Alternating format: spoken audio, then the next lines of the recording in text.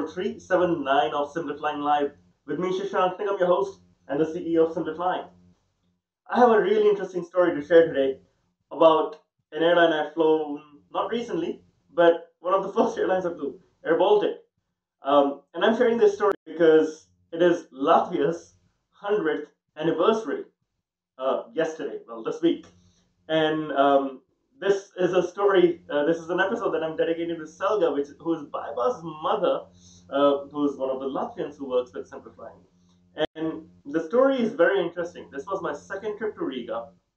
It was January 31st, and I was in Riga for just a couple of days before going on to Dubai and then onward to Singapore.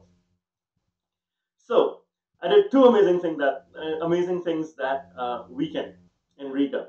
One was that I walked across the snow. I walked across the river from one side of Riga to the other side of Riga on foot, just because the river was frozen. It was the end of January. I think it was like minus 20 outside, super cold, and I had never walked across a river. I wish I could say I walked across water, but almost so. And while I was shivering and walking, my friend Yanis and Carlos, who were taking me across the river, were completely cool with this. And I thought, all right, I got to act chill and just walk across. So I did, and as we were walking, I saw a grandfather sitting with a granddaughter on the chair fishing. They were just sitting there, ice fishing with a little hole. Again, something I had never seen in my life before. But the even more interesting part is me departing on this Air Baltic 757. That's right. Air Baltic used to operate 757s back in the day, and this was the flight to Dubai. And it was a late night flight, overnight red eye flight. So I checked in, and because it was not really that cold in Dubai, I checked in my coat. Once I entered the airport, it was nice and warm. I checked in, and I checked in my coat as well. And I was sitting there in a t-shirt and jeans with my headphones on in the boarding lounge and working away. Anyway, everyone around me was Latvian or Finnish or from that region, and they were in their big hats and big coats. And I was wondering why everyone is taking that to Dubai.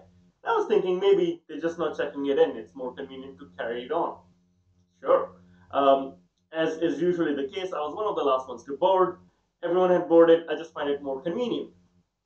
So the lady comes to me and says, "Hey, it's time to board now." I said, "Sure, I'll go." And as I take off my headphones and pack away my laptop, she looks at me in a bewildered way and she asks, "Where's your jacket, sir?" And I said, "I checked it in." And she gives me this look, and I said, "Why? What's wrong? We're just walking to the aircraft. We're just boarding the plane now, right?"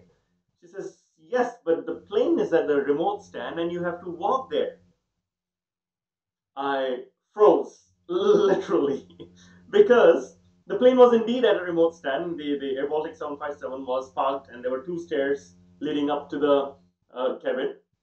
And I had to walk that distance in my t shirt and jeans and my laptop bag, completely unprepared for the true winter. And with the wind chill at that time, I think it was at least minus 30.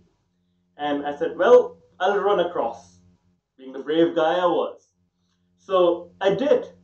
I had no choice.